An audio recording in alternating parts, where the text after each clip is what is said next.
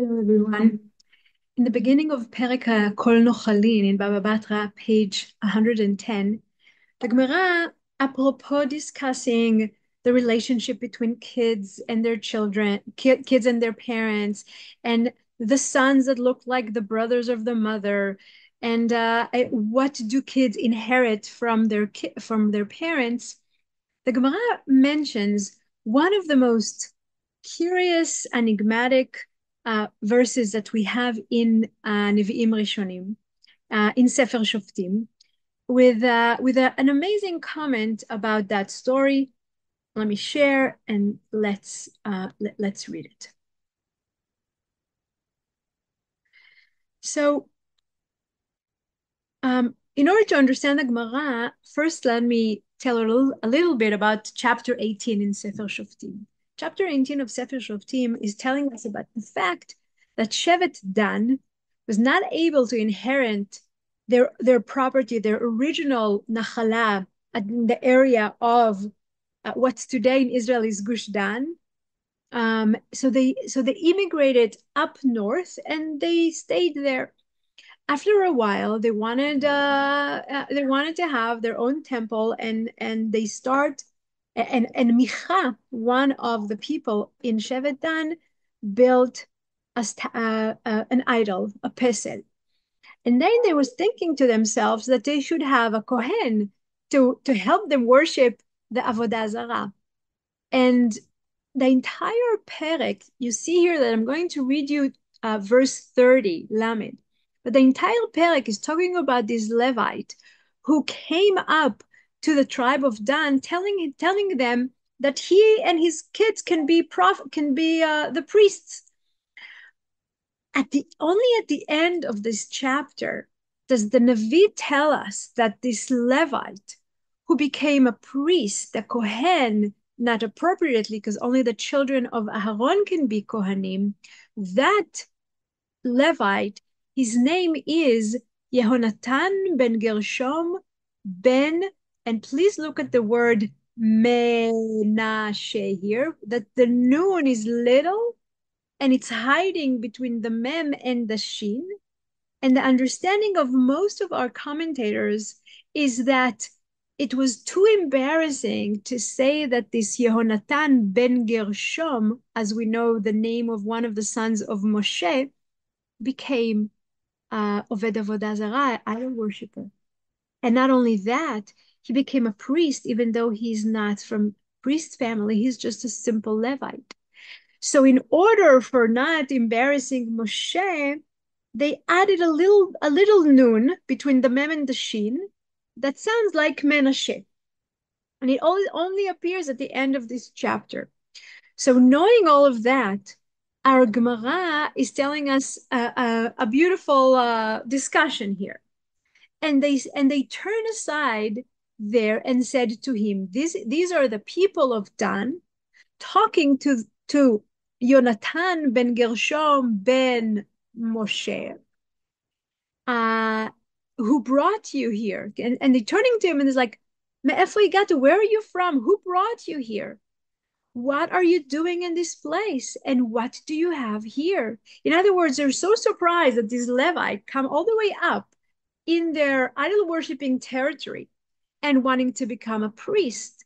And Chazal look at their question at one pasuk. It's Judges 18 verse 3, and then look at this pasuk and they say, "Wow, every word here is reminding us of something about that appears verses that appears about Moshe." They say to him, "Do you not come from Moshe?" Wait a second. What do you mean you want to be our priest? And you want to be a priest for Avodah Zarah? Aren't you the grandchild of Moshe Rabbeinu? Do you not come from Moshe, about whom it is written, do not draw close to here, al tikrav halom, okay? And you see here in the English, it's the same word, halom, that they use for this person. Okay? Who brought you halom? And God turned to Moshe and says, al tikrav halom. And also they tell him, do you not come from Moses, about whom it is written, what is that in your hand? And ma ze beyadecha.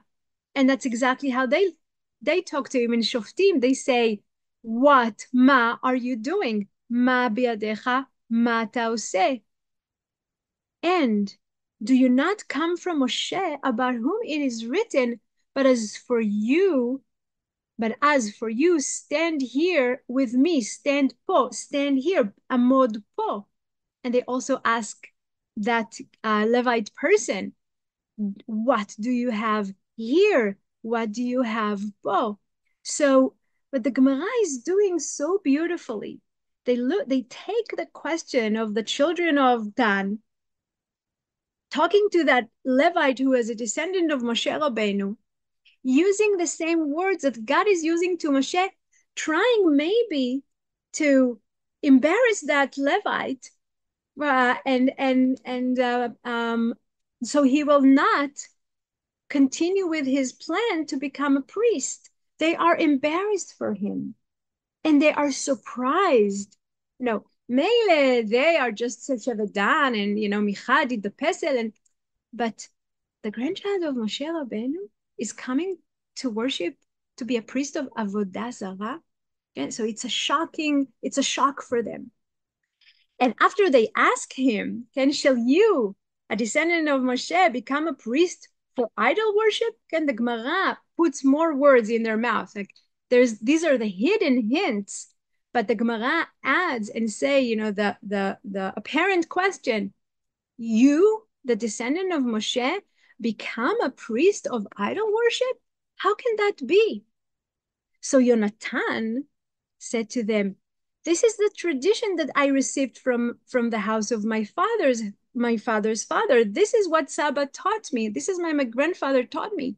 A person should always hire himself even to idol worship and not require the help of people by receiving charity. לעולם ייתן אדם עצמו לעבודה זרה ולא יצטרך לבריות. In other words, he says, I have priorities for my grandfather who taught us that don't take charity if you have no parnasa, if you have no way to provide for your household. You can also go, work for idol worshiping. And of course, this is an intriguing conversation. This is a made-up conversation that the Gemara is saying, but the Gemara cannot be happy with that answer, saying that, yeah, my grandfather Moshe said it's okay to work Avodah Zarah because I don't have to provide for my family. And that's why the Gemara comments. And he, Yonatan, thought that this referred to actual idol worship, like literally idol worshiping. But this is not so. He misunderstood his grandfather.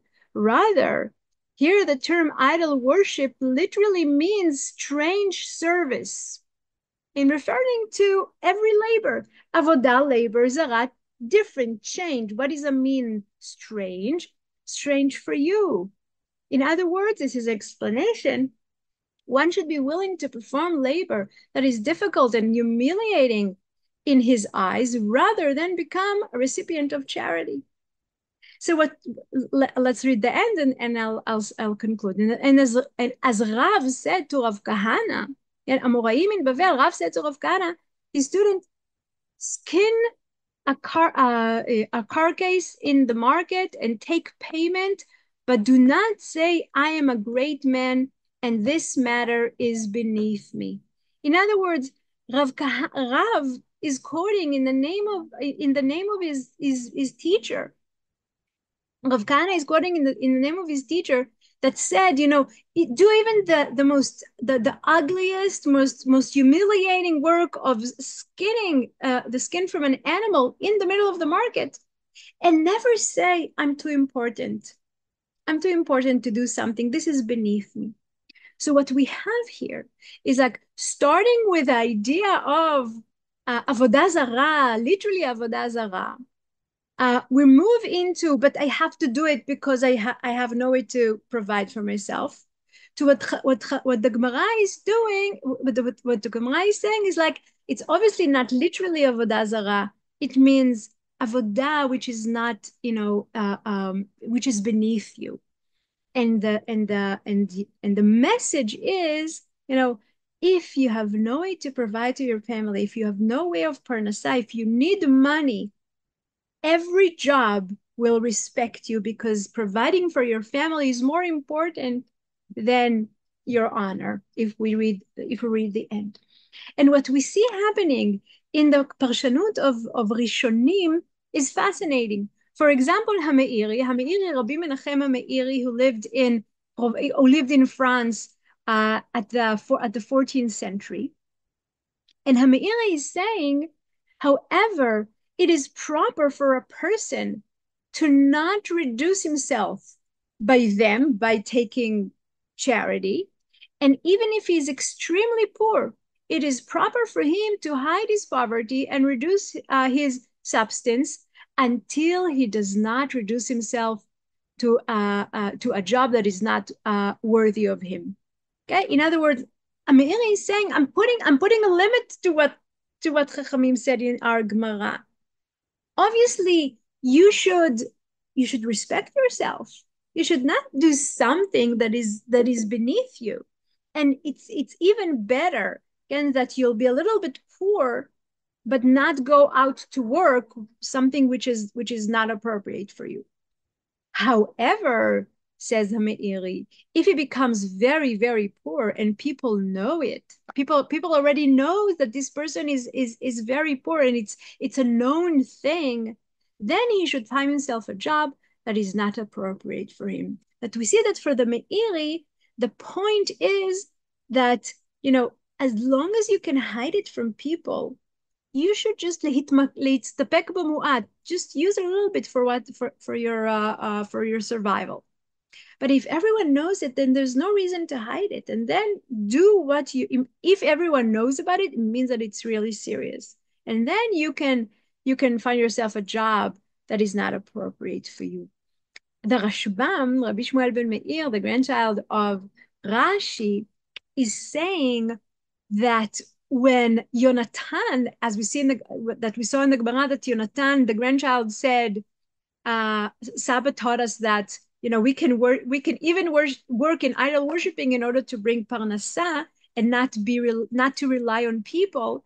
So the Rashbam is making sure that we will understand that in no case Moshe said such thing, and what he meant was, let him rent himself out, except that in his heart will not be like this. In other words, you can, if you need, work in a house of Avodah Zarah, but don't forget in your heart that your heart belongs to God, that you do not believe in Avodah Zarah. And nevertheless, says Rashbam, Avodah shehi zara lo, that it is foreign to him. What does that mean? Avodah shehi zara lo. He is important, and the job is despised and ugly, but there is no prohibition in it. In other words, Rashbam is saying, maybe people will say it's not a respectful thing for a Talmid Chacham to work in a despised work. And he says, no, if this is what you need, if you need it in order to provide for your family, it's not forbidden, even for a Talmid Chacham, to work in a job which is ugly, which is despise him, if you want to say. And the Rambam in Hilchot Matnot Aniyim, he writes this halacha in the halachot of giving tzedakah, Hilchot Aniyim, the laws of giving money to the poor.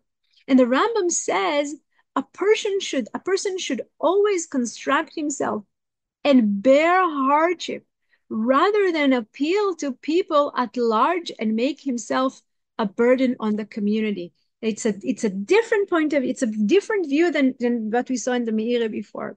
For the Rambam, for someone to be a burden on the community, for the community to sustain a person, to give them money because they're not working, and they just live out of charity, this is a forbidden thing. And he's saying very harsh words. And a person should always construct himself and bear hardship rather than appeal to people at large and make himself a burden on the community. Our sages commanded, saying, Make your Shabbat as weekdays, and do not appeal to people at large. In other words, if you don't have what to eat for Shabbat except for some bread and water, it's better to do that, to make your Shabbat simple as every day, rather to go out and beg people for charity, beg people to give you food.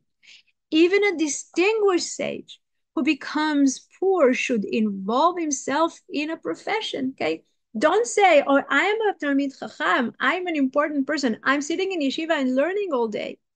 So please provide for me." Says a Rambam, even a distinguished sage who becomes poor should involve himself in a profession, even in a degrading one, rather than appeal to people at large. It is preferable for a person to skin the hide of animal carcasses, that we saw it in the Gemara, rather than tell people, "I am great. I'm a great sage. I'm an important person. Please give me money, give me food." Or "I am a priest," and I've no doubt that the Rambam here is hinting to our story. And "I am a priest, grant me sustenance." And our sages commanded conducting oneself in such a manner.